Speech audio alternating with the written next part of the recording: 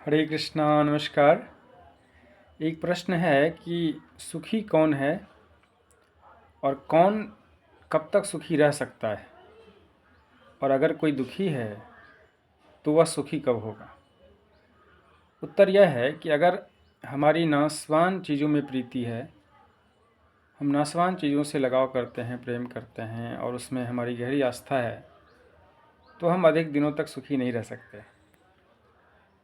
और अगर इस प्रक्रिया को उल्टा कर दें, हम जो चीज़ें नाशवान नहीं हैं उनसे जुड़ें, उनसे प्रीति रखें, उनसे आस्था रखें, तो हमेशा के लिए आप सुखी हो सकते हैं।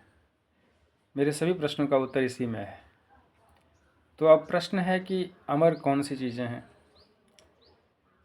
तो आप सोचिए कि क्या अमर है। सत्य, दया, दान, त्याग और पवित्रता से जुड़ी हुई जो भी चीज़ें हैं अपने जीवन में, आप देख लीजिए कि सत्य से क्या जुड़ा है, दान से क्या जुड़ा है, त्याग से क्या जुड़ा है, पवित्रता से क्या जुड़ा है।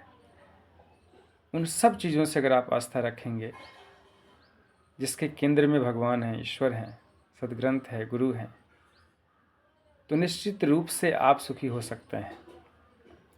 इनसे जुड़ाव होना आसान नहीं है। हमारी सहज ही प्रीति जो है किन चीज़ों में है आप जानते हैं, नाशवान चीज़ों में।